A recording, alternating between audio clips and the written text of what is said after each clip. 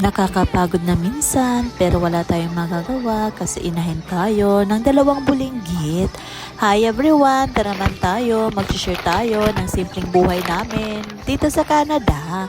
Kahapon nga to, nagluto ako ng isda, yung pala, yung ulamin namin, kagabi. Yun na nga, after ng sunod-sunod na baboy ang ulam, punta naman tayo sa isda.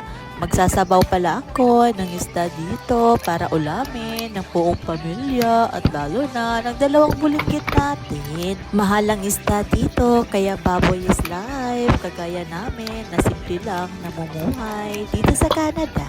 Hiniwa ko lang yung isda na 4 na piraso, hindi ko na niliit. Baka kasi maturog pag tinula ko na mamaya. Vlog is life kahit sobrang malamig pa.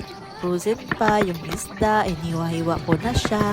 Pero mas maganda talaga pag maghiwa-hiwa ka ng isda na medyo frozen pa. Hindi ko alam sa iba pero sa akin mas prepare ko yung matigas pa yung isda pag iniwa-hiwa ko. Binibilisan ko na nga dito kasi medyo late na tayo nakapagluto kasi naglalaba tayo.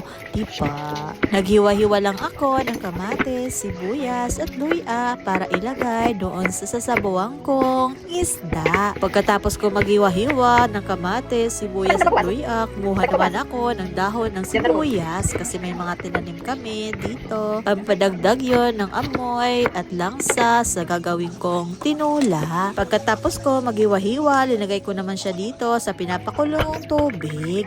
Habang naghihintay ako na kumulo, ito naman nilinisan ko yung isda kasi kanina medyo matigas pa kaya binabad ko muna sa warm water. Lingon-lingon tayo sa time na yan kasi yung bunso natin nasa likod natin at alam mo naman yung mga bunso gusto lagi nasa kusina kung asan yung mama, nandoon din sila. Plan ko sana yung 2 ulo at 1 buntot lang yung tutulain ko.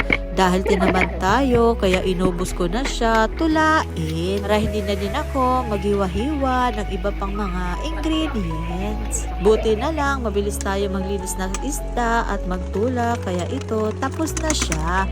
Pinakakain ko na pala yung bunso dito, kaya ito, yung panganay naman. Thank you for watching guys. Bye-bye. Ingat kayo lagi. Choo-choo.